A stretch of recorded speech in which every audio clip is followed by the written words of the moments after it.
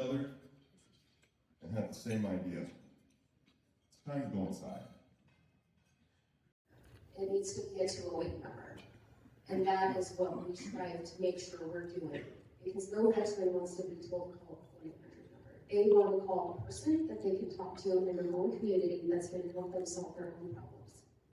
Is that people don't trust our public agencies, which they normally have in the past, but more than that, they don't trust each other. And so those are the things that have really broken down the neighbor-to-neighbor historically in Idaho, that we have to reconnect and rebuild. Was mentioning that one piece of this is the systems and policies. Sometimes it's going to be a new way of looking at our systems and policies. Specifically, I'm going to be talking about zoning codes and some of those types of things. Fresh look. It's going to help streamline the process.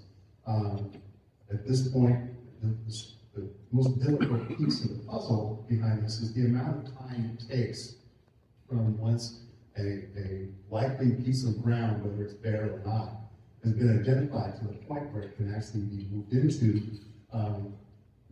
is stretched very, very long. And it's due to a lot of different influences. Also was mentioned. Yeah, it's a perspective that I call my own, but it's fed by a variety of sources. The current state of housing has been identified most recently by the Gem State Housing Alliance. I don't know how many of you are familiar with that, but it's a nonprofit that came out of the ground in December as a result of an ad hoc committee that the legislature asked for, a bipartisan committee, and it's done a tremendous amount of study on exactly what's causing the housing affordability crisis that we're facing. We are currently, according to that study, 55,000 housing units behind demand in the state of Idaho. That's a nationwide issue as well. You'll see numbers in the 7 to 8 million units behind in that area. Navigation service line, we provide navigation services in everything. But we have 5 pillars: that's education, workforce, housing, entrepreneurship, and family and wellness. And we believe that when our veterans come to us and their family members, that they're not needing just one thing, and I think that that's probably the same for others too as well, is that it's not just one thing. And if we continue to stay in our silos and not work together, we are doing a disservice to ourselves by not being able to take care of that person. And when I say it takes an army to take care of veterans, it really does. And those veterans sometimes are feeling alone, and the more they continue to bounce around, the more isolated they become. And so trying to embrace them and bring them into your community, just knowing, I know there's people that have said, I had a neighbor, I lived next to him for 10 years, and he had no idea he served in the Vietnam War. How many of you in this room are dealing with growth? You know, back in the day, when I first came to this mayor, I said, that was, good grief, in 2018, you said growth was a challenge, right?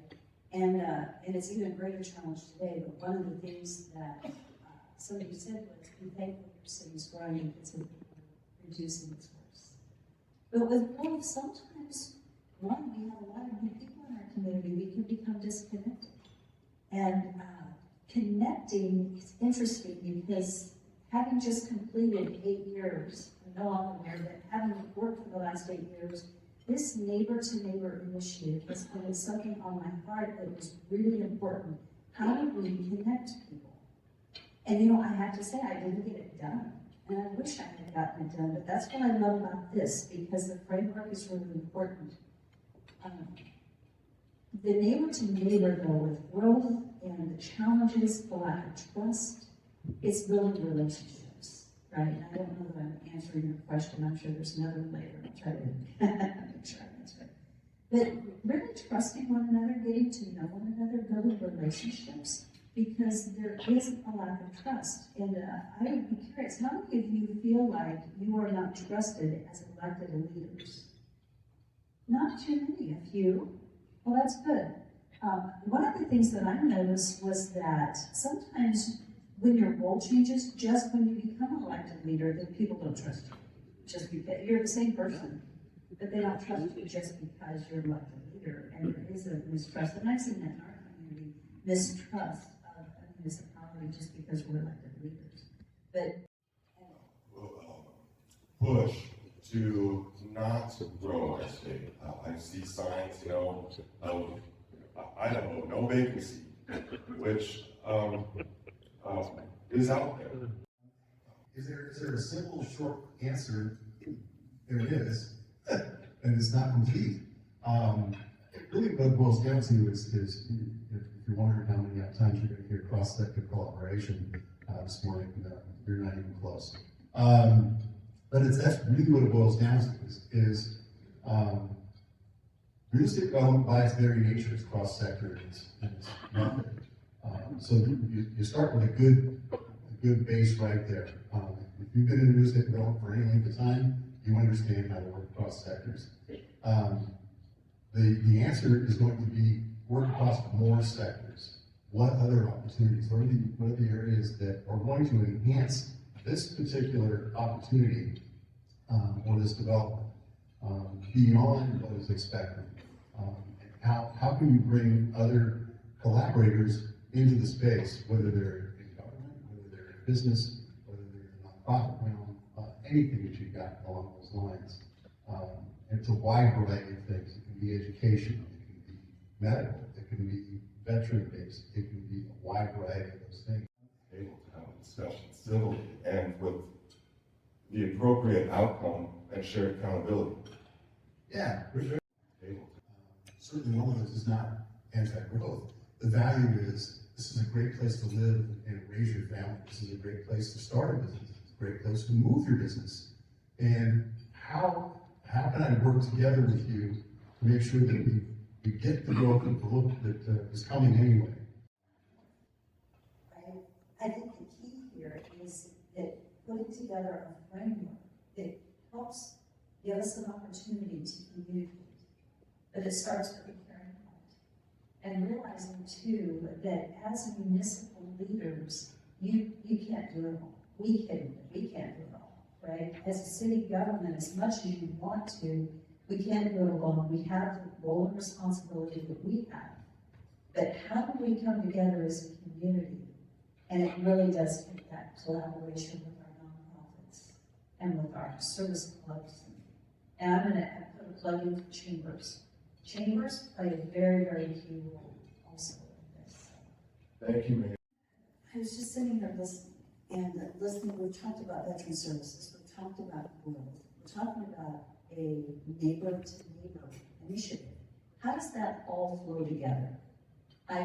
My thought is, if it feels disjointed, hopefully it doesn't, but if it does, the thing I would say is that there are a lot of issues facing our community, a lot of different issues. And if we don't come together in addressing those issues, we're going to have a divided community. And it's very easy to have, it's easier to have contention and divisiveness than it is coming together today. Well, what is that 2 years? It's all connected. And until we realize the connectivity of all the things that we're holding in our hands, we're not going to begin to solve it. But I will tell you that your nonprofit sector is, many are underwater right now. And they're coming to us for help us. And that's why we're here today, is go, hey, your nonprofit partners, they're underwater. And they're going to need they need the system to work well in their favor, they need the capacity to work well, and they need the volunteers to come in and help them. So the mantra for our Idaho neighbor to neighbor, own the 1 mile around your business, your church, your school, wherever you're at. Own the 1 mile. If you are a neighbor, go and look at what your 1 mile is, your footprint, and serve there. So if you've got a local Rotary Clubs, but I'm one of the newest members of the Rotary Club here, and the reason why I joined it is because I saw what they did in the trenches on the front lines with our community. So go and make partners with them. articles in last year, and then we also have been trying to work with our state agencies. Because this much we know from history, when the state budget gets cut, where does it ripple? Onto the backs of the nonprofit sector. So every one of your communities are experiencing, the nonprofits in your communities are experiencing greater tension. Many are on reduced budgets. And so we were trying to get our state agency directors to call time out and just bring people to the table. How many did we get? Just guess. I heard it. Nobody. I don't know why. All we know is that if we don't go and ask and check our assumptions, that's a big part of being a leader, is checking our assumptions. We all hold stuff that are true, but until we actually go and ask the people we're supposed to serve, we won't know. One of the greatest challenges I think that we face as local government is the state. The state legislation that has taken place over the last number of years has been really devastating to local communities. But the only way that we're going to have a voice to change that and to make a difference is when we come together. Both in our personal lives and in our professional lives. What is one thing that we can do to be a better neighbor, a better colleague, to enhance the collaborations that need to take place? Because all of those collaborations are really critical. We can't do it alone. Again, and I learned it many years ago, it's not about me, it's about we together. It really starts with just knowing where your veterans are and being connected with them in some way, shape, or form. We do a disservice to ourselves in the state by not capturing where our veterans are at, and they don't get considered as the demographics of the population, but they are really a community on their own. They have their own challenges that they're working through. And just in the case with our mutual friend, I did help him with a nonprofit because he was trying to do something that nobody else had done. He sled hockey, disabled, I'm going to watch it up. So this is for disabled people, whether they're veterans or not. They can do the sled hockey, all those. So, and he is to himself. And so he's trying to solve a problem, and he's getting a lot of resistance, and he's trying to figure out where the resources are at, and how does he buy the equipment, and all those things. So we help him figure out which grants to go for, and how to get funding, and put him in front of Rotary clubs and do all those things. And he becomes very successful with his nonprofit. And then he says to me just a couple of years ago, he said, or a couple months ago, he said, that shed that you gave me last year actually came at a good time because I have equipment that I have nowhere to store it anymore, and I needed that shed. So if you don't know, we built 13 years from now. It could be a lot of different things. And it's not about the need either with the veterans. It is really just about doing things because we want to do those things for each other. Because the municipal government, a city, can't do it alone. People do look to the city for leadership, though, and that's really, really important, but we can't do it alone. And so this I'm going to say it right. Cross-sector collaboration. Cross-sector. Well. So for me, it's just, how do we collaborate and work together, right? And so I think knowing, right, who are your active service clubs, I'm curious, how many people here would say their service clubs are diminishing in number? Are they diminishing in number? I see a few saying yes, they are, and I think that's one of the things that we're having a challenge doing, but maybe in a neighbor-to-neighbor initiative would help increase the service. So rather than it being, it's not about government, it's really about community. How do we get people to join our service clubs? Maybe you do a community rally, and that's something the city can help get the word out. To say, we need volunteers, and here are the ways that you can volunteer in your community. So I think the city can be an amazing voice. It isn't the responsibility, and we all have limited resources in our communities, but we do have a voice.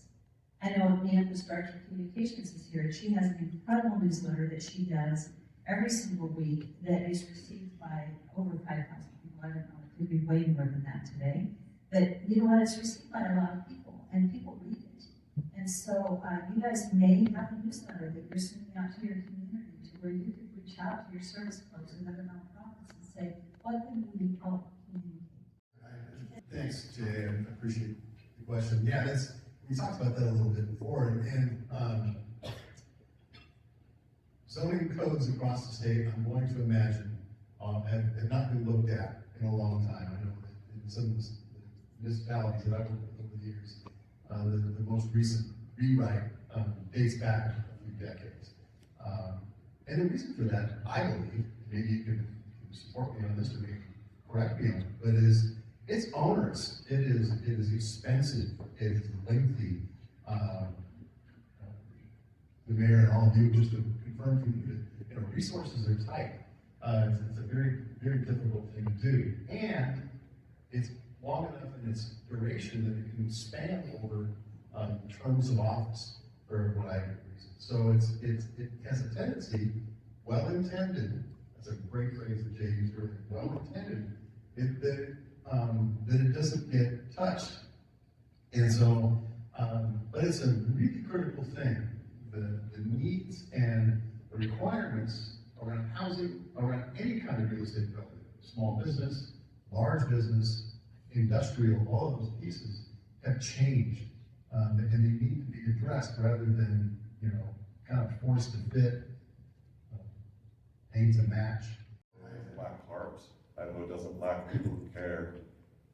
What we lack sometimes is connection, the kind of connection that makes collaboration possible. It doesn't lack. Idaho Rural Partnership, there's a group with the Idaho Transportation Department that's flipping my mind right now, but they do some awesome things. Economic Development Regions, AIC is doing some awesome things. The Community Health Workers Association, Gem State Housing Alliance, Lead Housing, Idaho Finance Association, and our Idaho Neighbor to Neighbor. We need every voice here. We need everyone engaged.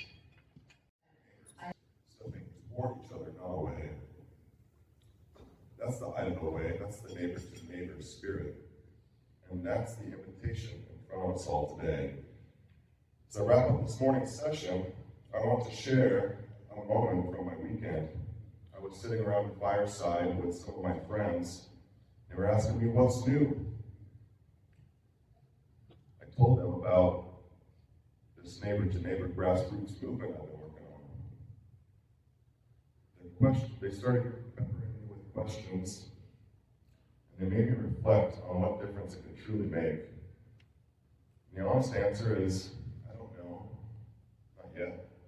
But I do know this, being involved in this grassroots movement over the last 3 months with meetings of my peers and across the community, it's changed me.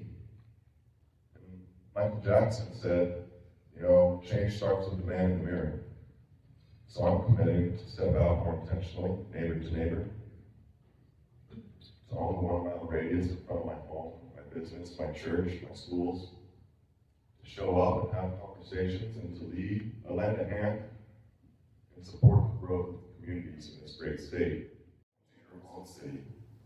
Your voice sets the tone, your leadership signals that connection is not optional, it's essential.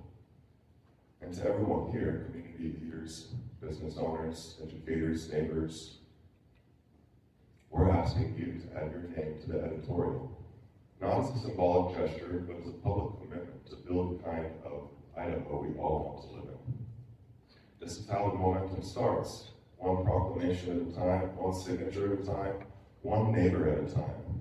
So with that, I'd like to invite my mayor, the mayor of Garden City, to the stage to share a little proclamation that he has made this last Monday at his city council. And as he makes his way up to the stage, I'd just like to share with you, he also happens to be my neighbor. Just after he was elected, I've heard of mayors cleaning up the city, but we're on a neighbor group chat, and he sends to everybody, you know, our leaf cleanup is not scheduled for another 3 weeks, but I know a lot of us need it, so I borrowed a truck, and if you guys just want to throw your leaves in the back of my truck, I'll take care of it on Monday. And that's the neighbor spirit. Mr. Jacobs, or Mayor Jacobs, will you please come to the stage? It's all about really promoting the message that we have with the neighbor to neighbor. So here we go. So this is the Office of the Mayor Proclamation. So whereas Idaho's strength has always been rooted in the values of neighborliness, hard work, local leadership, civic responsibility, and communities coming together in times of challenge. And whereas throughout our history, Idahoans have demonstrated courage, innovation, and collaboration across differences to build stronger communities and expand opportunity for future generations. And whereas communities across Idaho are facing increasing challenges, including housing instability, rising costs, workforce shortages, pressure on local governments and nonprofit organizations, behavioral and medical health strain, food insecurity, and growing demands on the community safety net. And whereas no single sector, government, business, nonprofits, philanthropy, faith communities, or residents can solve these complex challenges alone. And whereas Idaho's future depends on creating communities where families can afford to live and work, young people see opportunity, veterans and vulnerable neighbors are supported, and every resident feels they belong and can contribute.